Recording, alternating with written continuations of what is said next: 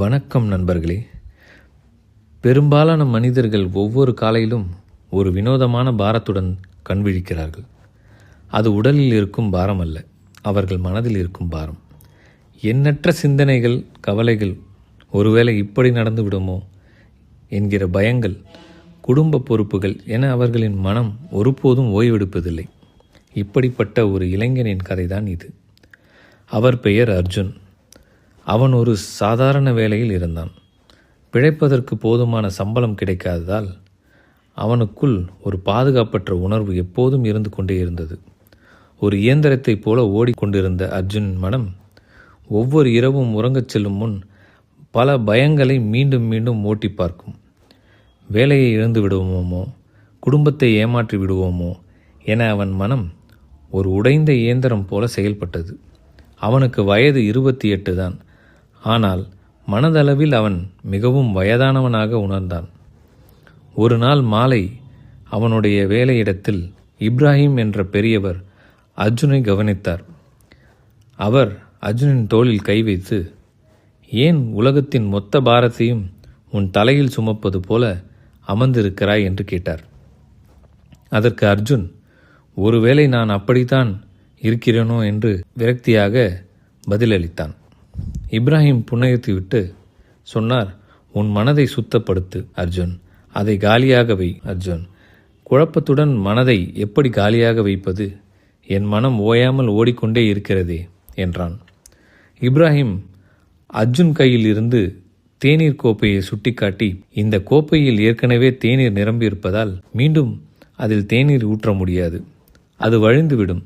உன் மனமும் அப்படித்தான். பயம், கோபம், அழுத்தம் என அனைத்தையும் நிரப்பி வைத்திருந்தால் தெளிவான சிந்தனைக்கு அங்கு இடமே இருக்காது. நாளை காலை என் வீட்டுக்கு வா, உனக்கு ஒன்றை சொல்லித் தருகிறேன்" என்றார். மறுநாள் காலை அர்ஜுன் அவர் வீட்டுக்கு சென்றான். அங்கே இப்ராஹிம் அவனுக்காக தேநீர் தயாரித்து கொண்டிருந்தார். அர்ஜுன் தன் கவலைகளை ஒவ்வொன்றாக சொல்லத் தொடங்கினான். அவன் பேச பேச இப்ராஹிம் அர்ஜுனின் கோப்பையில் தேநீரை ஊற்றினார். கோப்பை நிறைந்த பின்னும் அவர் நிறுத்தவில்லை. தேநீர் வழிந்து மேஜை முழுவதும் சிந்தியது. அர்ஜுன் பதறிப்போய், "சார், தேநீர் வழிகிறது பாருங்கள்" என்றான். இப்ராஹிம் அர்ஜுனின் கண்களை நேராக பார்த்து சொன்னார், "இந்த வழிந்தோடும் கோப்பைதான் உன் மனம்.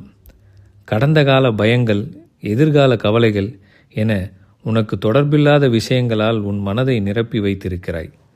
இந்த கோப்பை காலியாக இருந்தால்தானே என்னால் புதிய தேநீரை ஊற்ற முடியும். அதே போல உன் மனம் காலியாக இருந்தால் மட்டுமே வாழ்க்கை தரும் புதிய வாய்ப்புகளை உன்னால் ஏற்க முடியும்." அர்ஜுன் அமைதியானான். மனதை எப்படி காலியாக வைப்பது என்று கேட்டான். இப்ராஹிம் 3 வழிகளை சொன்னார். முதலில் உன் எண்ணங்களோடு போராடுவதை நிறுத்து. அவை வானில் மிதக்கும் மேகங்கள் போல வரட்டும் போகட்டும். அவற்றை விரட்டவோ பிடித்து வைக்கவோ முயற்சி செய்யாதே. இரண்டாவதாக, உன் கவலைகளுக்கு ஒரு வடிகால் அமைத்து கொடு. அவற்றை ஒரு தாளில் எழுதி வை, உன் மனம் சுவாசிக்கட்டும். மூன்றாவதாக, ஒரே நேரத்தில் எல்லா பிரச்சனைகளையும் தீர்க்க முயலாமல் ஒரு நேரத்தில் ஒரு விஷயத்தை மட்டும் கவனம் செலுத்து. நாட்கள் நகர்ந்தன. அர்ஜுன் இதை பயிற்சி செய்ய தொடங்கினான். மெல்ல மெல்ல அவனது தூக்கம் சீரானது, கோபம் குறைந்தது, முடிவெடுக்கும் திறன் அதிகரித்தது. அவனது வாழ்க்கை ஒரே இரவில் மாறிவிடவில்லை. ஆனால் அவனது மனம் லேசானது. எதிர்காலத்தை பற்றிய பயம் விலை. சில வருடங்களுக்கு பிறகு மிகவும் அமைதியான மற்றும் வலிமையான மனிதனாக மாறினான். மக்கள் அவனிடம் அவனது அமைதியின் ரகசியத்தை கேட்கும் போதெல்லாம் அவன் புன்னகையுடன் இதையே சொல்வான், "உன் மனதை காலியாக வை. அப்போதுதான் வாழ்க்கை உனக்கு தேவையான நல்ல விஷயங்களால் அதை நிரப்பும்."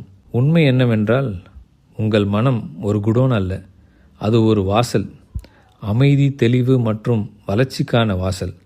அந்த வாசல் திறக்க வேண்டுமென்றால் நீங்கள் சுமக்க வேண்டிய அவசியமில்லாத பாரங்களை முதலில் கீழே இறக்கி வைக்க வேண்டும். உங்கள் மனதை லேசாக்குங்கள். அப்போதுதான் வாழ்க்கை உங்களுக்காக பயணிக்கும். நன்றி.